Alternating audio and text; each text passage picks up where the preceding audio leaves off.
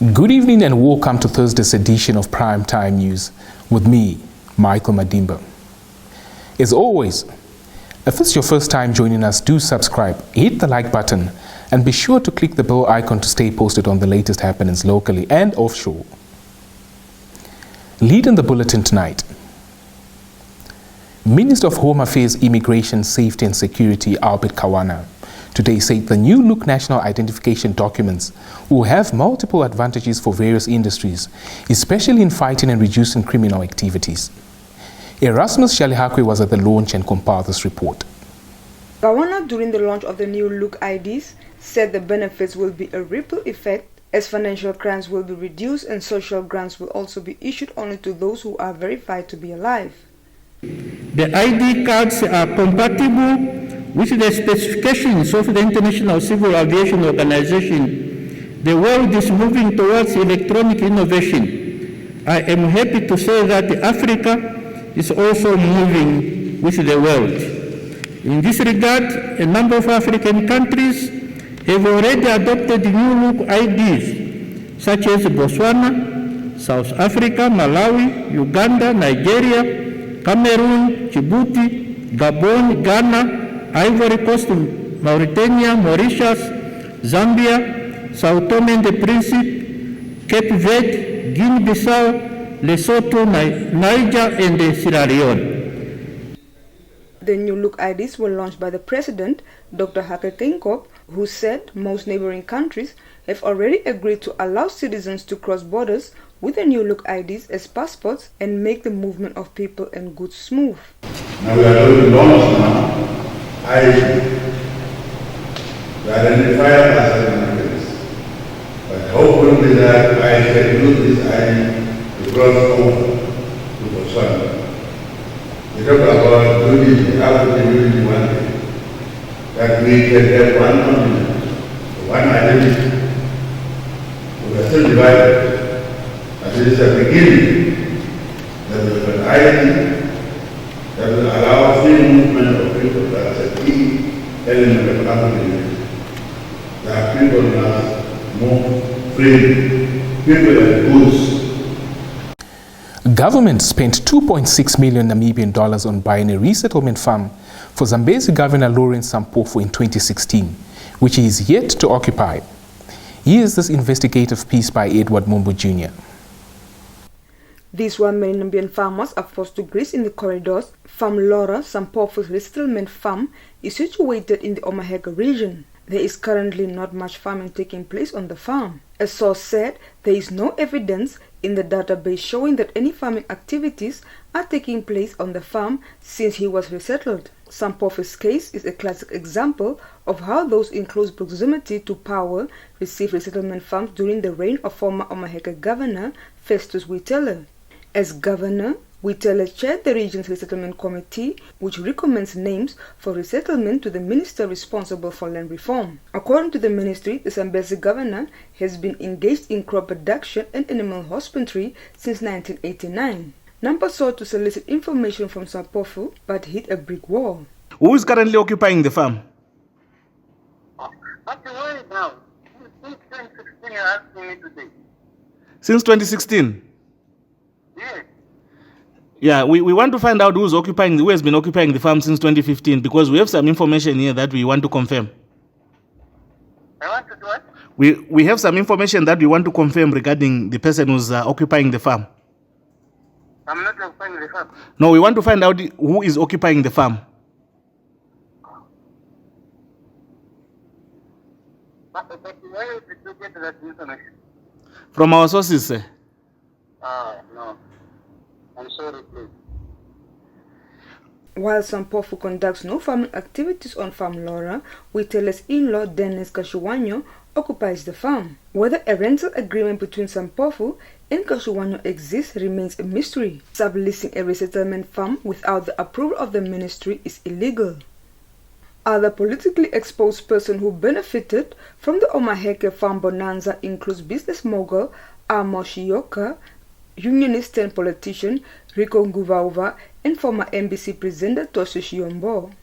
At the time of her resettlement, Shiombo was the talk of the town as allegations spread like wildfire across social media that her special relationship with the then-led Reform Minister Utoni Nyoma landed her the farm. Shiombo denies this. Current Omaheke Governor Pio Nganate did not respond to detailed questions despite promising to do so. Because I cannot speak in my capacity as governor because I'm chairing a committee, a resettlement committee, and I believe they should also have their opinion. Agriculture and Land Reform Minister Carlos Leitvan confirmed that at present Namibia's resettlement policy is under review to take corrective measures. Correct the skewness in land ownership and the skewness specifically between white and black people, regardless of economic status. So that is why it had no element in it that discriminated against wealthy or favored poor or whatever. It was a deliberate action to just erode skewness, address skewness. Moving on to municipal matters. Windhoek Mayor Job Amupanda has urged head of the City Police, Chief Abraham Kanime, and his management to recognize and reward hardworking police officers for putting their lives on the line in order to serve and protect the city. Erasmus Shalihakwe compiled this insert. This was said by the mayor in a speech delivered on his behalf by the Deputy Mayor Clemencia Hanneses on Thursday during the City Police 15th anniversary celebration that took place at the City of Windhoek head office. I am sure you would agree with me that the establishment of the Windhoek City Police could not have come at the better time.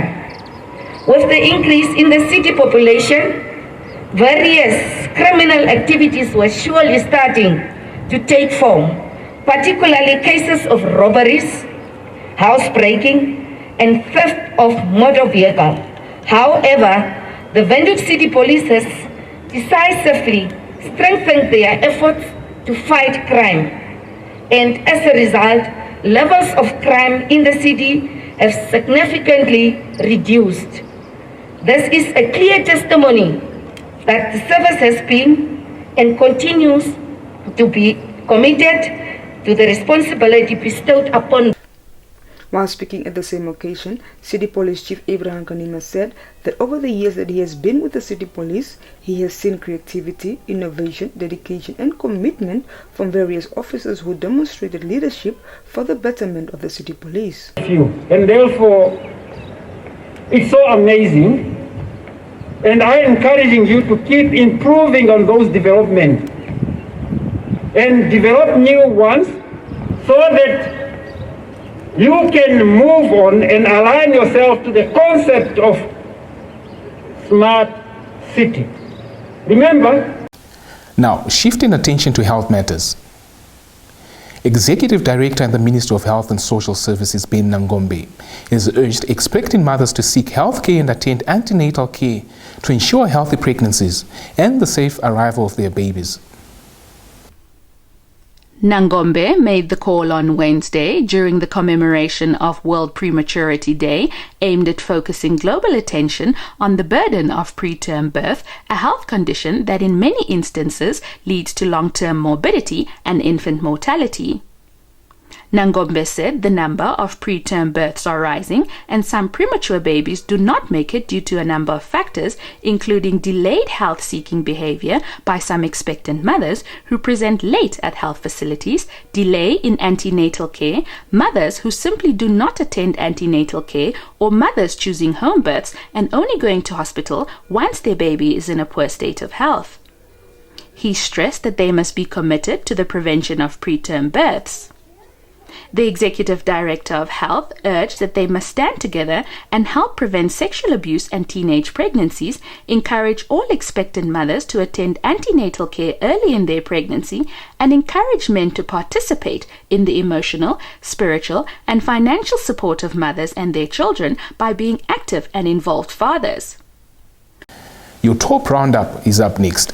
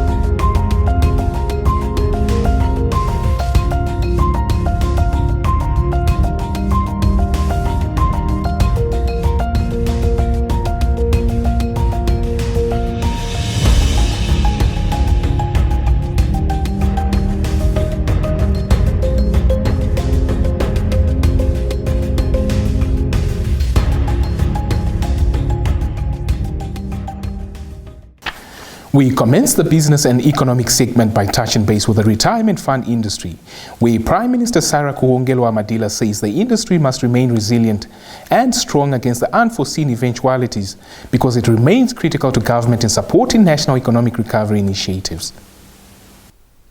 Kuhongelwa-Madila made these remarks on Wednesday at the 14th Conference for Retirement Funds in Windhoek. She said government has adopted initiatives such as the Public-Private Partnerships (PPP) that offer opportunities for investment for local savings through collaboration between government and the private sector. The industry has an opportunity through public-private partnerships to also share its expertise to help with the realization of strategic national initiatives to improve service delivery besides growth promotion and optimization of returns on investment. The Premier said the Harambee Prosperity Plan outlines the range of interventions that are prioritized by government on which cooperation can be forged with the industry. Kuhongelwa-Madila urged the industry to see how it can position itself to be a part of implementation of Harambee Prosperity Plan 2. She added that COVID-19 has amplified retirement funds' vulnerability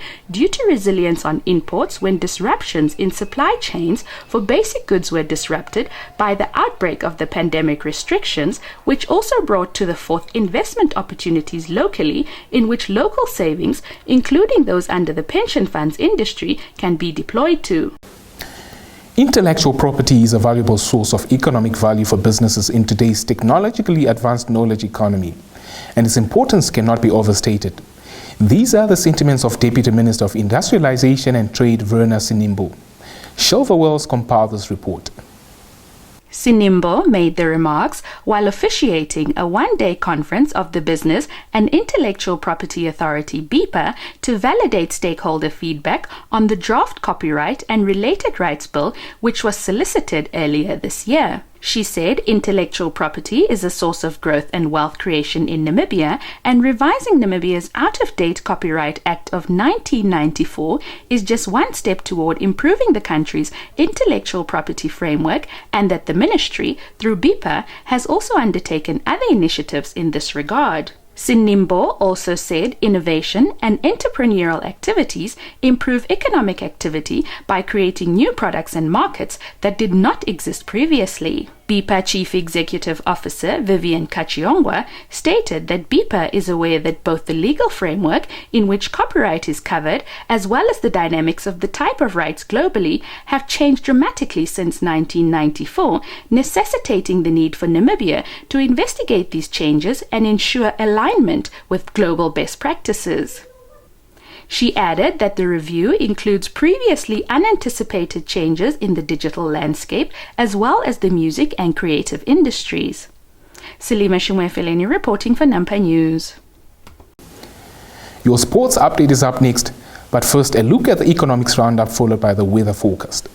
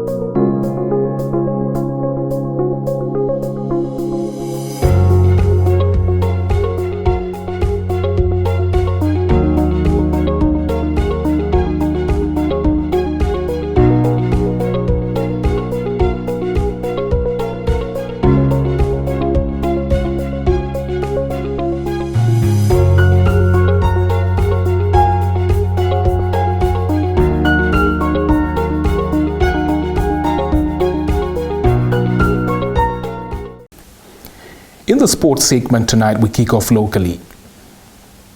Horse racing fanatics are said to have a thrill of a weekend when the Aminus Racing Club will host the third edition of its annual horse racing event at the Gobabis Turf Club this Saturday.